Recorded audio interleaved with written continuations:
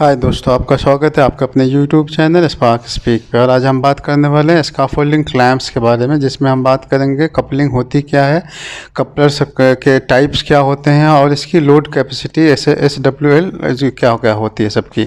तो वीडियो को शुरू करते हैं। सबसे पहले हम इसके टाइप्स के कपलिंग होती क्या है उसकी बात करते हैं। तो कपलिंग जो है वो एक एसेंशियल कंपोनेंट है स्काफोल्डिंग का, जिसकी मदद से इसके स्ट्रक्चर के एक पीस को दूसरे पीस से जोड़ा जाता है। एक या उससे ज़्यादा पीसेस को जोड़ा जाता है आपस में, उसको कपलिंग बोलते हैं। ये बना होता है जो फोर्ज स्टील का बना होता है, या फिर बहुत जगह पे अलग अलग मेथड यूज़ किए जाते हैं, प्लाज्मा कट स्टील या फिर डाइकास्ट स्टील वगैरह का ऑप्शन भी लिया जाता है। जो स्काफोल्डिंग कपलिंग जो है सेफ्टी पॉइंट ऑफ व्यू से भी इम्पोर्टेंट होता है। ये स्ट्रक्चर में ना स्टेबिलिटी लाता है, जिसकी वजह से इसमें कुछ अनडिजायर्ड इवेंट होने का खतरा टल जाता है। तो टाइप्स की बात करते हैं अब हम। टाइप्स जो है इसके कपलर्स के, पहला टाइप्स जो है वो होता है राइट एंगल कपलर, जिसको डबल कपलर भी बोला जाता है। दूसरा जो है वो सिंगल कपलर, जिसको पुटलॉक कपलर भी बोलते हैं। स्विवल कपलर, जिसको चालू क्लैंप भी बोला जाता है। और गर्डर कपलर जो होता है, जिसको बीम क्लैंप भी बोला जाता है। बोट रिटेंशन कपलर BRC, जिसको जाली क्लैंप भी बोलते हैं या फिर प्लैंक कपलर भी बोला जाता है। उसके बाद हो गया आपका लैडर कपलिंग, जो लैडर को स्ट्रक्चर से जोड़ने के लिए यूज़ किया जाता है। स्लीव कपलर या बॉक्स क्लैंप बोलते हैं। फाइनली है जॉइंट पिन जो होता है। ये 8 टाइप के कपलर्स के बारे में आज हम बात करने वाले हैं। तो सबसे पहले शुरू करते हैं इसका यूज़ और इसकी कैपेसिटी क्या होती है। तो पहला है राइट एंगल कपलर, जिसको डबल कपलर भी बोलते हैं। तस्वीर में आप देख रहे होंगे उसकी। इसका यूज़ क्या है, ये लेजर या रनर को ना स्टैंडर्ड से जोड़ता है। और इसकी जो लोड कैपेसिटी होती है वो 610 किलोग्राम की होती है। उसके बाद आता है सिंगल कपलर, जिसको हम पुटलॉक कपलर भी बोलते हैं।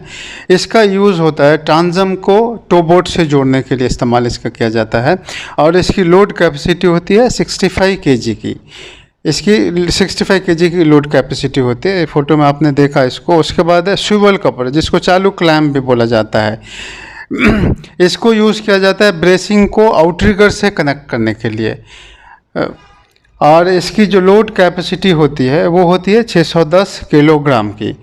फिर गर्डर कपलर या बीम क्लैंप जिसको बोलते हैं, इसमें एक बीम के साथ एक ही नहीं जोड़ा जाता है, 2 क्लैंप को जोड़ा जाता है।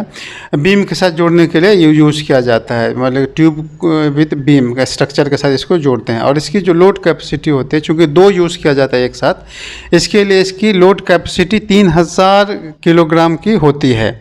दो याद रहे कि ये 2 एक साथ यूज़ किया जाता है ये। फिर आता है बोर्ड रिटेंशन कपलर, जिसको BRC क्लैंप भी कहते हैं। इसी को जाली क्लैंप भी कहते हैं और इसी को प्लैंक कपलर भी कहते हैं। नाम से ही पता चलता है कि इसका इस्तेमाल किया जाता है 2 प्लैंक्स को आपस में स्टेबिलिटी मेंटेन करने के लिए इसका इस्तेमाल किया जाता है। और इसकी जो लोड कैपेसिटी होती है वो होती है 565 किलोग्राम की।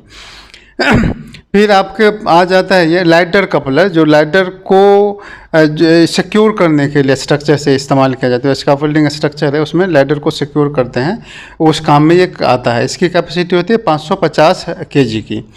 फिर आता है स्लीव कपलर, जिसको बॉक्स कपलर भी बोलते हैं। अब देख के इस फोटो में समझ में आता होगा, इसको 2 स्टैंडर्ड को कनेक्ट करने के लिए इसका इस्तेमाल किया जाता है। और इसकी जो लोड कैपेसिटी होती है ना, वो होती है 550 किलोग्राम की। फाइनली बात करते हैं जॉइंट पिन की। तो ये जॉइंट पिन जो होता है ना, आपने फ़ोटो में देखा इसको, इसका इस्तेमाल 2 ट्यूब को आपस में कनेक्ट करने के लिए किया जाता है। तो ये आज हमने इस वीडियो में ना 8 तरह के कपलर्स की बात की, कपलर्स की डेफिनेशन की बात की, उसकी लोड कैपेसिटी की बात की। तो उम्मीद करता हूँ कि आपको क्लियर हो गई होगी सारी बातें। हमारे चैनल को फाइनली लाइक करें, सब्सक्राइब करें। Thanks for watching spark speak your HSC guide. Thanks.